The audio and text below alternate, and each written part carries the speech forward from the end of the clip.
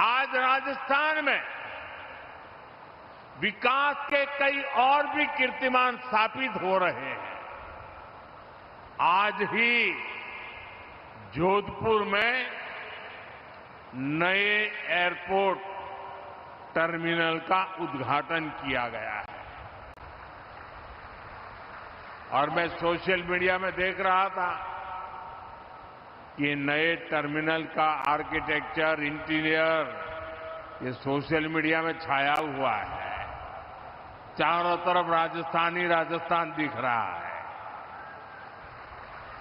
साथियों, ये मारवाड़ में पर्यटन, व्यापार और रोजगार को नई गति देगा। इस कार्यक्रम में जो लोग जोधपुर से जुड़े हैं, मैं उनका विशेष रूप से अभिनंदन करता हूं। जोधपुर से ही आज उड़ान योजना के नए चरण की भी शुरुआत हुई है।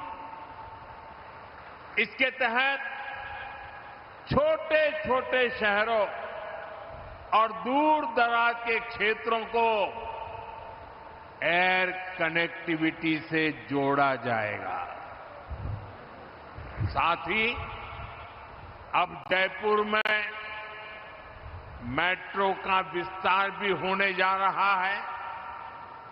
भाइयों बहनों, शेखावटी क्षेत्र के जल संकट को दूर करने का इंतजार भी अब खत्म होने जा रहा है।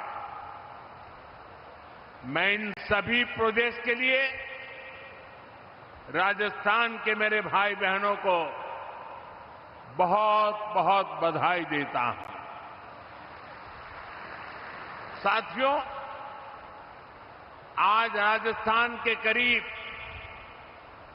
54,000 युवाओं को सरकारी नौकरी का नियुक्ति पत्र भी मिला है।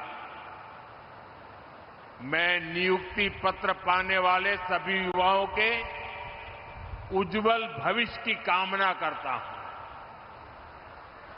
और उनका युवा मन राजस्थान के उज्जवल भविष्य को और मजबूती देगा। मैं सबको शुभकामनाएं देता हूं। साथियों, आज राजस्थान की इस धरती से मैं देश के एक और सामर्थ्य की चर्चा करूंगा। आप भी देख रहे हैं, पश्चिमी एशिया में युद्ध की वजह से पूरी दुनिया में हाहाकार मचा है। हर देश त्रस्त है। इस युद्ध ने 21वीं सदी के सबसे बड़े ऊर्जा संकट को जन्म दिया। बड़े बड़े देश आज ईंधन की किल्लत से जूझ रहे हैं। लेकिन साथियों, 21वीं सदी के सबसे बड़े ऊर्जा संकट पर 21वीं सदी के नए भारत की इच्छा शक्ति और भारत के प्रयास इस संकटों पर भारी पड़े हैं। भारत ने हर स्तर पर सही फैसले लिए, संकट का समय रहते सटीक आकलन किया, प्रभावी रणनीति बनाई, भारत के संसाधनों का संतुलित प्रयोग किया, भारत की डिप्लोमेटिक पावर का सकारात्मक इस्तेमाल किया और तब जाकर भारत संकट से उबर पाया है। साथियों, जब सार्वजनिक तौर पर कुछ ताकतें अफवाह और आशंका फैलाने में व्यस्त थी, तब किस स्केल पर दिन रात काम हो रहा था, किस तरह स्थिति को संभाला जा रहा था, वो मेहनत, वो प्रयास, वो धैर्य नीतिगत स्तर पर, कूटनैतिक स्तर पर उठाए गए एक एक संवेदनशील कदम कभी न कभी इतिहास लिखेगा। ये सब अभूतपूर्व है।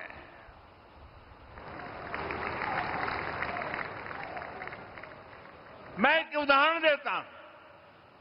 रसोई गैस यानी एलपीजी के विषय में हम सब जानते हैं, हमारी जरूरतों की करीब 60% एलपीजी अन्य देशों से आयात की जाती थी और इसमें से भी 90% एलपीजी गल्फ देशों से आ रही थी, हॉर्मुज से होकर के आ रही थी और अचानक से युद्ध के हालातों ने उस सप्लाई को लगभग बंद कर दिया।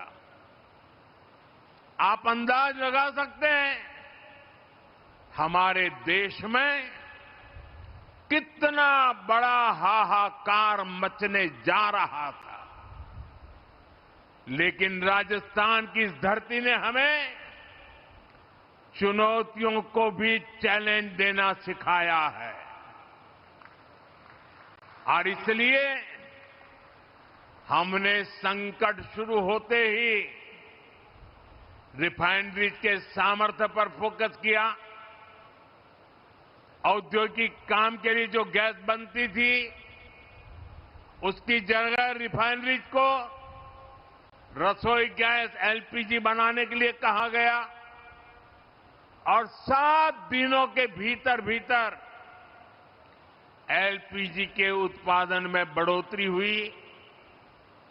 पहले जो 35,000 मैट्रिक टन एलपीजी का उत्पादन देश में होता था, संकट के दौरान वो 54,000 मैट्रिक टन बढ़ गया। जिन रिफाइनरीज ने पहले कभी एलपीजी नहीं बनाया था, उन्हें भी इसके लिए कॉन्फ़िगर किया गया।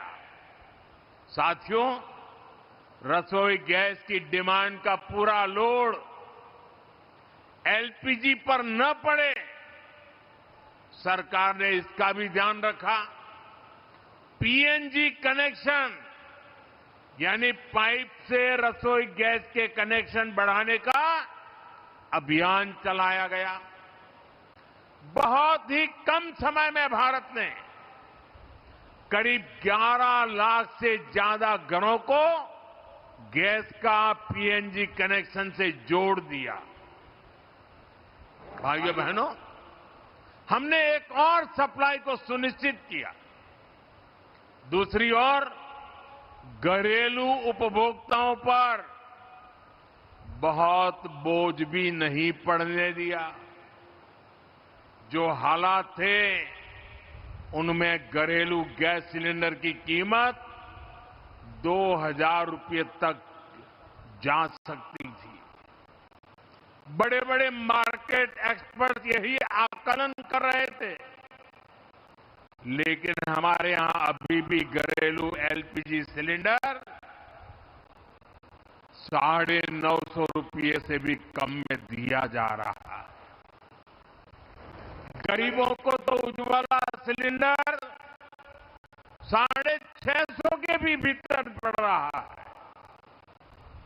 अब से 2 दिन पहले सरकार ने कमर्शियल गैस की कीमतों में भी बहुत बड़ी कटौती कर दी है। ये दिखाता है कि हमारी सरकार कितनी संवेदनशीलता से काम कर रही है। साथियों, युद्ध की वजह से डीजल पेट्रोल पर आया संकट भी बहुत बड़ा था। हमारे देश में तेल के बड़े बड़े कुएं नहीं हैं। जब ये संकट बढ़ा तो क्रूड ऑयल की कीमतें $70 प्रति बैरल से $120 प्रति बैरल तक पहुंच गई थी। आयात के रास्ते भी बंद थे। दुनिया के कई देशों में डीजल पेट्रोल की कीमतों में 40 से 50% का इजाफा हो गया। कई देशों में तो डीजल पेट्रोल कोटे के आधार पर मिलने लगा था, लेकिन भारत में एक दिन भी ऐसे हालात नहीं आए। अफवाहें बहुत फैलाई गई, लोगों को डराया गया, भड़काया गया, राजनीति के खेल खेले गए, लेकिन जिनके इरादे गलत थे वो सफल नहीं हो पाए। दूर सुदूर इलाकों में भी छोटी मोटी अड़चनों के अलावा सप्लाई की कोई बड़ी चुनौती नहीं आई। अप्रैल से जून के बीच ही अकेले डीजल पेट्रोल में 75,000 करोड़ रुपए से ज्यादा का घाटा कंपनियों को उठाना पड़ा।